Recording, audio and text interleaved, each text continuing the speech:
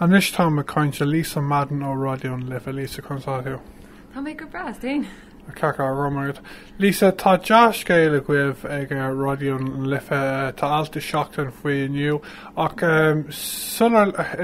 insin tú dúin faoi a féideart at leat achar a thuirtún le cad é Raidió an Libh wat go deirfinn gohfuil adnig fórhhaing bhilgáirí mai at lé Raidió an Libh just béidir agla ar chagla an bhfuil rointíí ar nó cad géana sibh seo cad Well, is station radio pobl with agus station radio long gaige chomá agus mar sin bí muine ag créile gachlá na seachtainna luúan gohuiine bí muid ag créile ón a seachtalog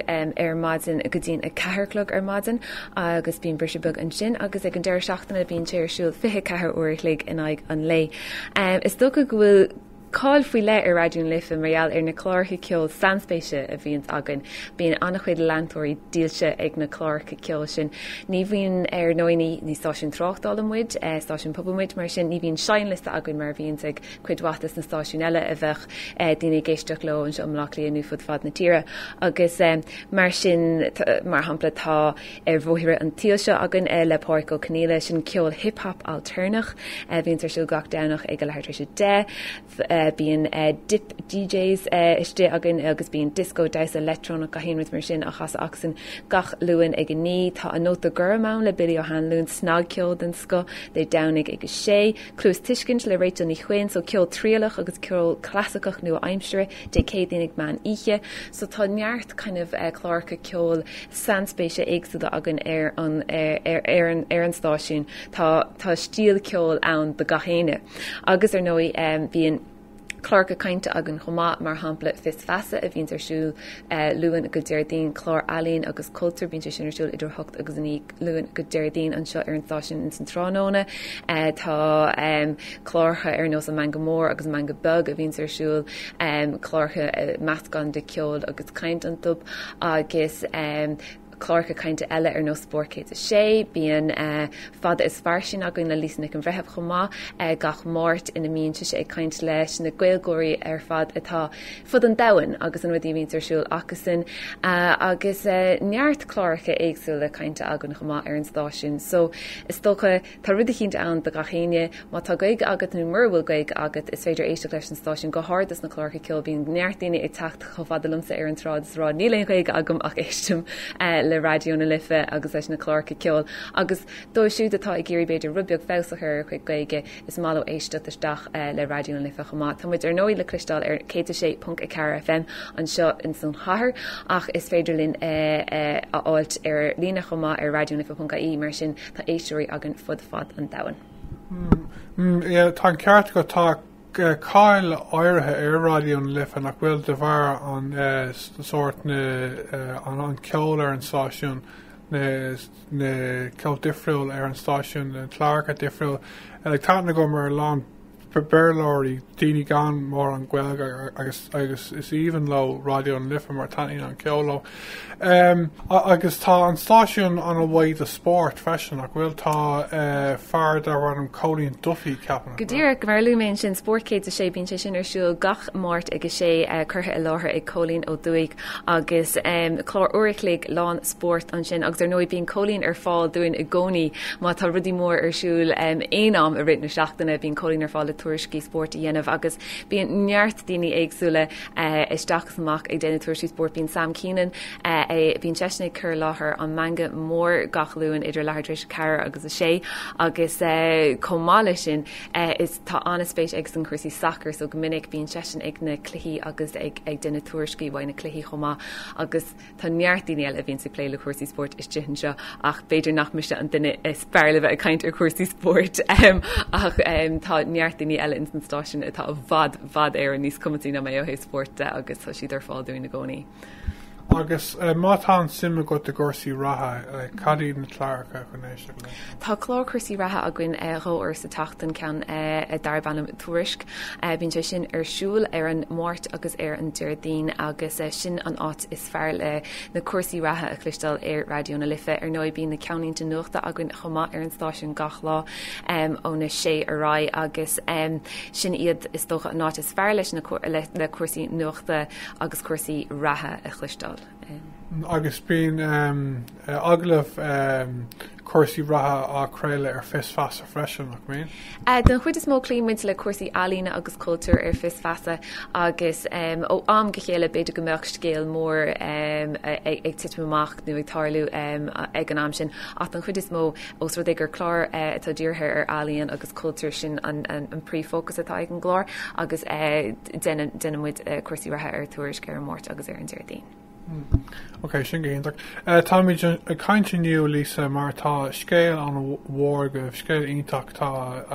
mar dúirt mé alta seachtain iniu faoi a rud éigen síneach mé go fáil ach agus bhí alt ar seir líne Raidió an bud mar sin. A féidir daon sin tú an cadéon scéal ionach Seoladh? Well, tá muid stíorchéis Seoladh Iúil a dhéanamh ar an gclár nua Bricfeasta An Bricfeasta Blasta agus tá muid aniscetamínach faoi seo. Is rud é atá muid hééis sríalt an seo ar an stáisiún thna blianta ar fad tréisí gard a beidir le linn heachta na gaige agus bhí mar sin agus cheap me se a gcónaí gur air go hinntaach leis an gclár aonúair a bhí me sé géisteach leis le linn na hamantaí sin. Agus bhra mé nar thosaméin san ró nó an seo mar Clár Reachtaire greibh spás an de Bricfeasta Clár Bricfeasta an seo ar an stáisiún agus go cheartún é a chur fáil go buan sa scedul agus chumrid tús leis an sin agus rinmid Seoladh Iúil is dócha an tatan seo doíar an Seoladh Iúil a rinmid ar agus tá muid ansásta tá daine ag caint faoinis agus an scéala scapa tá héanaiste caintlum bhí alt ar Raidió Today.ie bhí alt ar Tours.ie ar Nós.ie seachtaine inne agus tá an scéal ag scapa tá muid ansásta fa sin. So an rud atá gceist leis an Bricfeasta Blasta Clár Bricfeasta uirichlaigh a bhíonn siúil idir 8 agus an í luan go híine an seo ar an stáisiún bím sa de chluisteáil ar an glór gach lá agus bíon láthróirí éagsúla in éach lom chomá so cí a carthaí mar hampla banis ar stáisiún a bhíonnta sé gach luan agus ó Luchlinn páir go Caníla agus cuiban í cahall san áibh agus mar tharlaíonn sé brethla cuiomh a bhí anna bhí si fihéin so bhí kosher mhór a gin ar an glár ar Madden agus bhí annach chuid crack a gin le sin. Bíon ceola cluisteáil bíon caint a bríomhar agus bíon is so go bíon an chrack a gin ar Madden sin an rud is mú tá muid géirí bhaint amach. Bíon lé a gin ar na nuachtáin gach Madden ar na ceannínta so tá an daoine éagsúla isteach gach lá le lé a dhéanamh ar na nuachtáin linn bíon sport a gin gach lá chomá ar nói agus an sin bíon rudí éagsúla ann in sin mar hampla ar an luin pléimiid cuasaí telefíse mar stocha níos an fútanis ach bí me sé ddíircha gurí breúir an telefís déúní bíon fun arm éonad eile dhéana tróna déún so chumid ar fáil tuairí maidir leis na rudí is fearr le breúir an telefís tá an níomh ní chaile isteach go dtíon siúdio an sinna dhéanamh ar an mát is dócha denimid iirecht rudí chéint fiúntaach a dhéanamh sa tróna so bíon multi ag se bháinna géir dúin faoi sin so bíon rudí agsúla a gin gach lá bíon fina hór an Murphy a gin ó Love an Dublin gach seachtain leis na scéalta is déine ón síomh sin a Roint Lane bíon caithfeim sure nabhganách á lé again bíon cluichí riomhra á lé again le cuma mac séalaí a bhín ag láthrú cluiche háart ar TG Carers bíon teis na caiitlinn uair sa bhí bíon fiseán ar lína na seachtainna again le Laura Gaynor bíon cuasaí áileachta á lé again agus cuasaí áileacht na bhar ar nói agus cuasaí fashion so bíon golóir rudaí éagsúla á lé again ar Bricfeasta Blasta ach mar derm an rud is mó a bhíns mu géirí bhaint amach ar Madden ná pí sprí pí crack chur fáil gooine agus iad ag fáil réid an obair nó ag fáil réid an scoil nó ar an meachchas dachan na habre gúil rah eile acu ar Madden éisteach le rud hín beag an difriúil agus a bhfuil spríhaint leis agus tá skeitmína chumá go ggurfar tús an tatan seo le mír grin nua ar an Bricfeasta Blasta agus tá gcuilgáirí a goléis sin chur ar fáil dúin ar nóí tá anna ráthart ar gcuilgáirí faoi lethir agus iad a chur fáil na híhann de grin sin an seomlach lé agus fud na tíre inis chomá agus bé mír dar bannam Raidió ráméis agus sin so bíí ag cinál clús amachú sin ag tosnú an tatan seo chomá. Is far mór cuasaí ratha agus sort políochta mé an bhfuil aláin de sin ar an Clár? Bín lé agan ar na nuachtan, so ar nói na ceanlínte is mú a bhí ann le déine is dóchan ná cuasaí faoin réig agus rudí mar sin, so go béad atá is just na nuachtan bit midna áflé an seo ar Madden. Ach seacha sin is dócha bímuid ag dtíú ar na rudí atá níos éadruma sa síl. Seo sin tábhachta. An bhfuil le a lán ceolán le capan se go bheic sin níos fear muna raibh arán lán ceol ar de bhargur Clár Cainte le cinse mátá single nu ag teacht amach nó le héad chun é a casa ach le céin sort céitán atá ó héh caint agus ceol an bhfuil sé beagnach ar fád caint. Tá bhhaid níos mó cainte ann nach ceol go cinnte nábí i gcíor ar matematic a dhéanamh os do chóramach ach de nábí beidir idir trí agus ceire an agan san uirlaigh, so bhín ó bhhaid níos mó cainte nach ceol ann ach is málinn ceol bríomhar a chur ar siúl ar nói ar Madden agus brehan sé ar chuid tá go le raimar deirta haon beidir go mbeadh gig mór ar siúlam lachlia níos an ceach ceanna bhí agan le déine an sin. Bhí cummórtas mór siúla goin an tatan seo le haid nachan stacan, so mar sin bhí muid a casa ceol le bheits le ag nach an stacan ag an deir seachtainna bhí péir ticéid le brun agan agus beag bhuaúir á fógurt aganna a mórach ar an glár, so bhí ag chunos a clús amach ó sin chomá. So rudítá go le raibh be ceol agan fellúnart ó sin agus ar an ine sin an lá is fear le gahéine a mé cepa agus fear lumsa ar An Bricfeasta Blasta chumá mar bín téma agan ar an ine ó héh ceolde agus ceol na nócadaí a bhíon an chun daine a chur ag daisa agus agsú leis an deir seachtainna. So cé go málinn ceol den sco ar nóí a chur fáil ar An Bricfeasta Blasta tá an bhéim ar an gcaint ar Madden agus ar an graic agus an sprí. Agus just mar díal cean in go bhfuil gom. An bhfuil las muid déanana láirthirí an bhfuil bíine an aine a gcuibh le. Cíntain a rudí sin ar fád luú mé ó héobh daine teachtasteach a caiint cluichí rithre agus cairhaimseir agus fianna agus tá sé ionintach go mííon ar sin daoine sásta Carolyn agus tá just go an deise a hapúnis buin le buchas a gáil le gach aon duine a bhíonn sa teachtasteach seo ag duine mírna linn a bhíonn sa teachtasteach an éanaach lumsa le láithreoir a dhéanamh agus a bhíonn sa chur taíocht de heisir bit ar fáidirn mar ní éitmís an seo a raidiún lifa an obair fadaíon mutain is fuaran anna bheog muid tuicann tú héin ó héobh stáisiún pobl de ní bhíon ach fuaran anna bheog a bhíonn sa gobar mar sin táid bra ar na daoine iontacha a bhíonn sa teachtasteach gin ag obair go deonach an seo agus a bhíonn sa géirí takeíocht a chur fáilún agus ní éitmís é chur fáil ganiad. So bhil míle buchas a gaháil le gahéine a bhíonn páirteach sa Bricfeasta Blasta na míranna a dhéanann siad linn agus an takeíocht agus an just an tam a thugann siad dúin chun é ar chur fáil. Agus an bhfuil an Clár beag go dá fás seo? No, an bhfuil an Clár beag go dá an